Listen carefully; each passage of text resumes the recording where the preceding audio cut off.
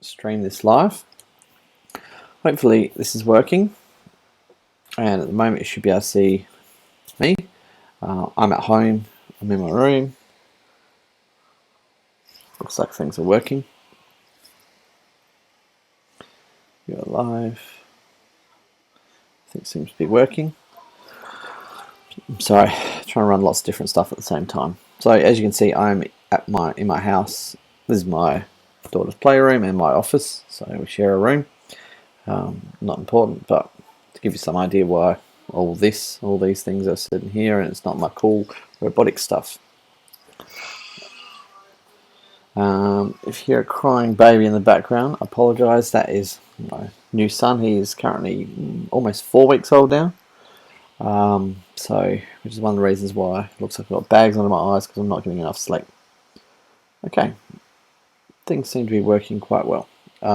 If you see me looking left and right, it's because I'm running a feed here to see what it looks like on YouTube from the Mac, and so I can see if there's anyone's making any comments or anything. I'm also running a feed here on my iPad to see if anyone thinks it's running, and based on these, it looks like I'm running at about a couple of seconds behind for each thing. So, ICT integration. I'm just going to switch to a different screen so you can see what I see. At the moment you're looking at the webcam of me. I apologise, I'm running a headset, so hopefully it gives a much clearer sound. I'm just going to test this, see how my sound's going. Sound's turned off. You can see what I see. Oh, yep, so that works fine. I'm going to try and do these clips every weekend. They're going to start at 8 o'clock on a Sunday. Feel free to watch. If you don't want to watch, that's fine. If you've got any interesting questions or anything, feel free to do that. Send me an email, send me a text, send me a Twitter feed. I'm going to work on those things as I get better. At the moment, as I said, you can see my screen.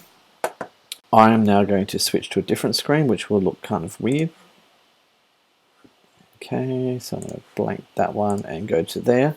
So this is what I see. It will look like a tunnel of weird stuff going on because it's demonstrating my desktop. So this is my Wirecast thing. So this on the left is my screen, which I'm getting prepared. This on the right is what you will see, and I can use this to come across. So down here is my different video feeds.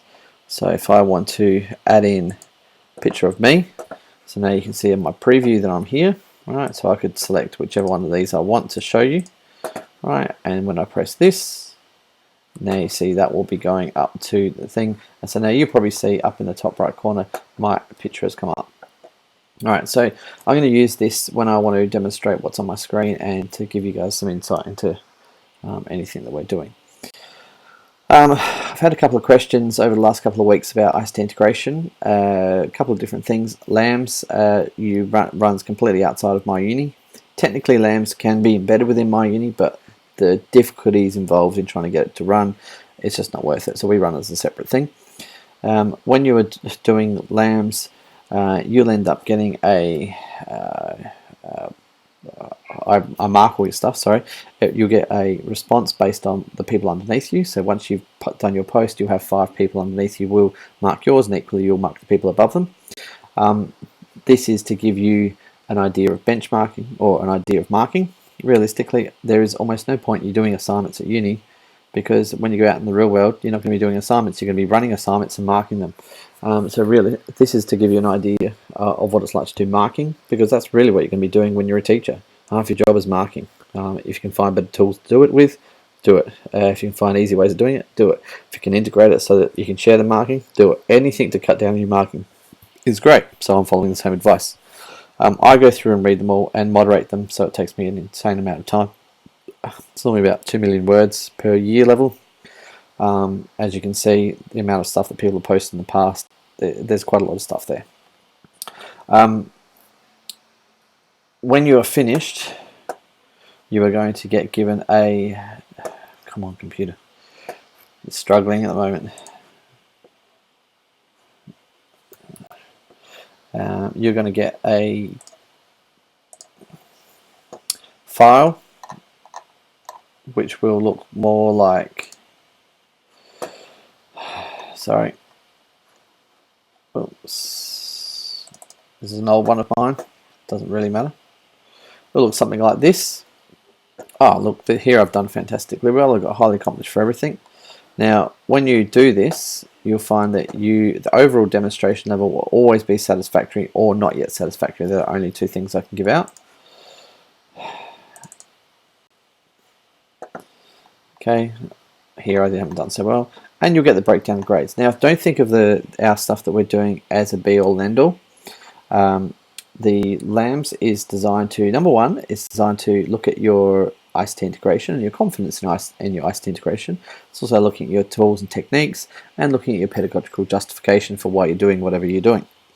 Now, if by some reason you've done a really poor job in LAMZ and you've written one sentence and everyone's basically slammed you, or the work you've done is not demonstrating ICT integration or not demonstrating the actual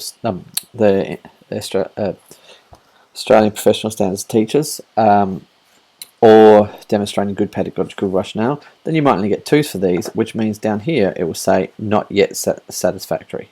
Alright, now if you get a standard that's not yet satisfactory, the good thing is when you do your ePortfolio, you can fix it, update it, and make it look a lot better. Anyone that gets a standard that's not yet satisfactory, I notify the university and say these are the people who have not yet reached a standard for graduate standard for one of the standards in the APST, and it means that when you do submit your ePortfolio at the end of the year, your moderator will check those standards specifically. Now they normally only check one or two. They normally only check 2 standards, and the problem is you don't know which 2 they're going to check. So if, say, standard 6 you've done particularly poorly because you haven't really engaged in learning, haven't been able to give any ideas, so these might all be 1s or 2s. And so this is not yet satisfactory, and maybe standard 1 is not very good, which would be really weird because standard 1 is know the students and how they learn. It's basically your entire job. Then if those 2 are an issue, they will be the 2 that people will be focusing on. If there's more than 2, then your moderator will assess all of them. If you're fine with all of them, then they can choose whichever 2 they're going to look at, and each moderator tends to have their own favorites. Okay, just going to close this.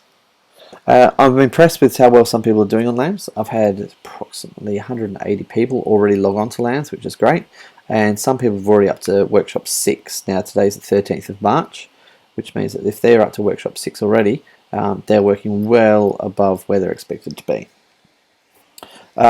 If you are working, I would expect that we're up to week 2.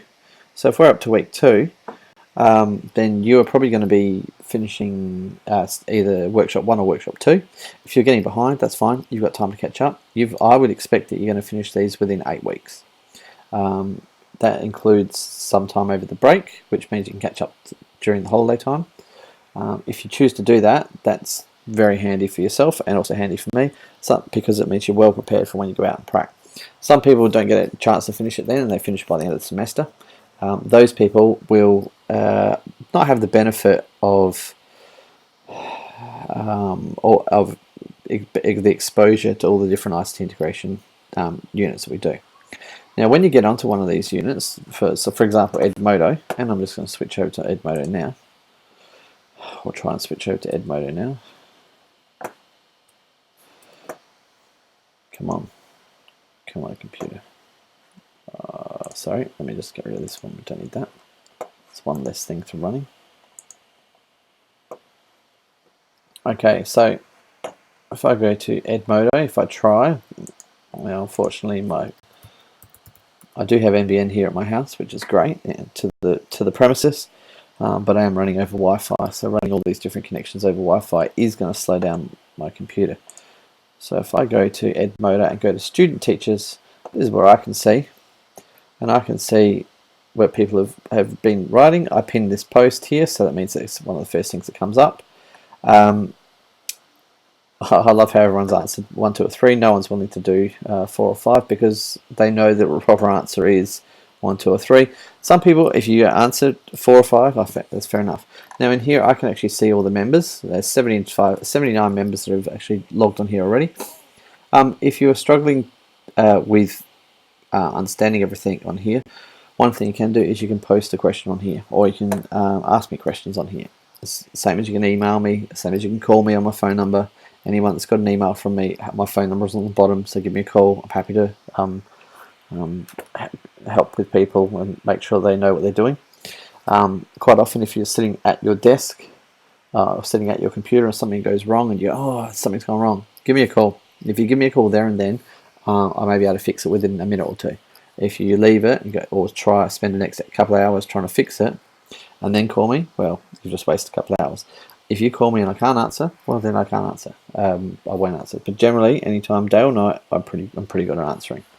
Email's fine too. Phone calls quicker. Just remember you have to say, Jared, shut up, because otherwise I'll get talking too much. Okay, so Edmodo. Anybody that, when you're on LAMS, there's all these different things I ask you to do. So one thing is get onto Edmodo and have a go. When you get onto Edmodo, you can actually have a go and try out to see what it's like. You can try posting, try doing assignment, try doing quiz, try doing poll, right? All those things. Get into our group and contact the other people in the group. Right? The immersion of trialing things out and seeing if they work or don't work is really important. If you just give things a go, if you just watch things, you're not going to learn anywhere near as much as if you're actually trying things out. Okay, so that's Edmodo. I'm just going to, I don't really need this anymore. It's fine, I'm just going to minimize this. Come on, computer. Struggle town. Okay. On LAMS, which is where a lot of you have got onto, as I've said before, and I have to admit that when I was doing this, I actually ran the first session last week. Went for about 30 minutes. It was a good session. And then I went back and watched it, and unfortunately, it turns out that I've never turned on my sound. So this week I've managed to make sure that I've turned my sound on, which is great. Everything seems to be running okay. I'd love any feedback if anyone wants to contact me. At the moment there's no messages, which is kind of good, kind of bad. Now if I get onto here, as I said before, I can go onto monitor and I can see how everyone's doing. So currently there is 400 and, come on computer, see, 431 people have joined. That's including 230 people from last year. So there's 200 people from this year, which is pretty good. And 413 people have started this course. So they've joined LAMS but haven't started this course. So some of those are from last year. If I go to the sequence, I can see where everybody's up to. If I hover over any of these people, it'll tell me who they are. It also means I can grab people and move them around. But I can also go into here, and if I double click on here, if I double click on here, it will tell me exactly what people have written and so on. And I can go through and mark people. So if I'm just going to go in, no, I'm not going to do that because it's going to give people stuff. If I go in here, it'll actually show me everything that people have done. I don't really want to do that just yet. Okay. As I said, some people are up to here already, which is great.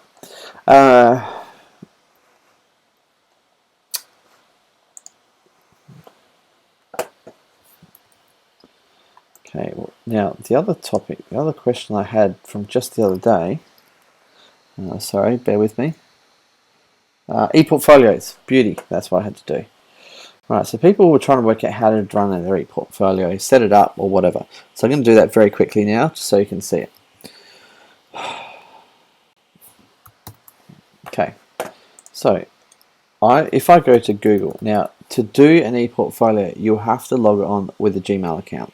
All right, once you get your Gmail account, that gives you access to YouTube, Gmail, Google Docs, and lots of other things as well. Now, as you can see here, I'm logged in with Gmail because it's got my credentials up here. Now, there's lots of different ways of going, but I'm going to go to Sites, just Sites. And it will take me into all my different things that I've been on. Now, some of these are ePortfolios from last year or student portfolios, right? So they come up for me. What I'm going to do is I'm going to go create. So I want to create a new ePortfolio. What you're going to do is go to Browse the Gallery. Okay, and we want to type in Australian student teacher, I think.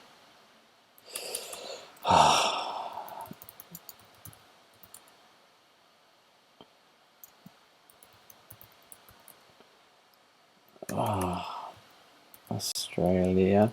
Sorry, we took ages trying to find this.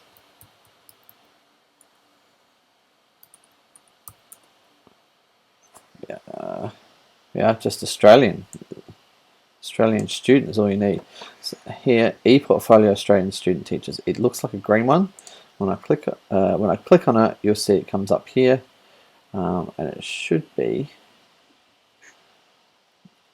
the one. All right, so let's give this a go. So if I go select, that's going to be my template. Hope this is correct. Name my site. So here I'm going to go Jared Johnson. Now I've already made one of these, so I better make a new one. I'm going to say Jared Johnson 16, and it's going to check to see if it's available. Next I'm going to go is select my theme. This is basically what you want it to look like in the background. So you can go for this one, or flowers, or treehouse, or whatever you want. It doesn't really matter. I'm going to click on here to say I'm not a robot. And then I'm going to go up here and I'm going to go create. Now, if somebody has already taken this number, right, so here it's saying the location I've chosen is not available. So I can't have Jared Johnson 16 because it already exists. Someone's already taken it. Could even be me. So I'm going to go Jared Johnson 2016 portfolio. All right, go down and check and to say I'm not a robot again. You have to do that every time.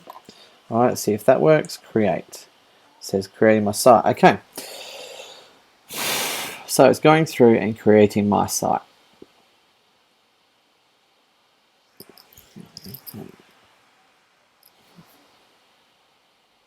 This will take a couple of minutes. Well, no, it won't take a couple of minutes. It will take about 30 seconds. There we go. And this should be, yes, this is it. Okay. So now we've gone and edited this slightly since last year.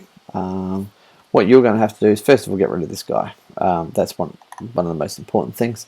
But if I click on here and go to standards, I've got my thing in here which you'll need to change. But if I go to standards 1, we have in here the different stuff that you need to do. Now, so far we've actually assessed our ePortfolio. We've done LAMS, and let's say we've done standard 1.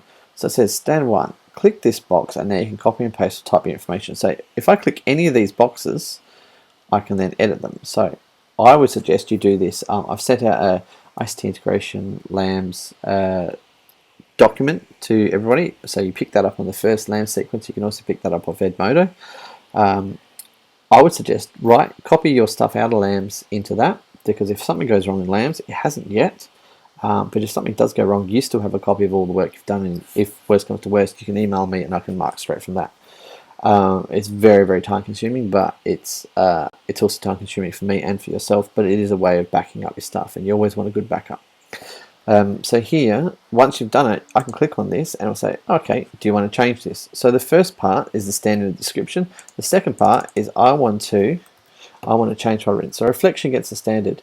I can understand students good.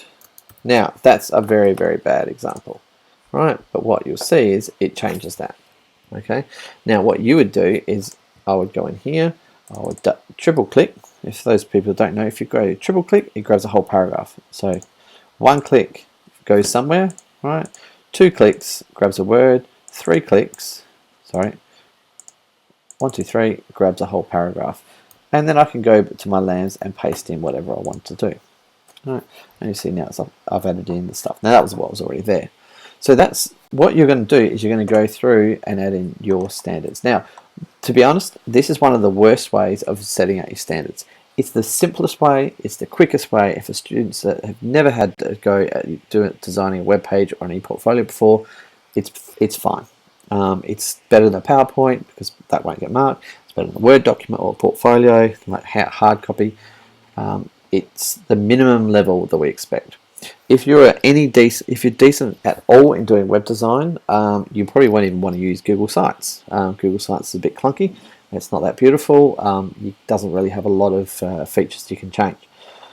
So you might want to go onto Wix, or you might want to go onto Weebly, Snap Pages, WebNode, any other web design, or build one yourself. All right. If you are happy with Google Sites and want to get on and try out this, then one of the other things you can do is you can remove this table and do these in paragraph headings. So it will say standard 1.1.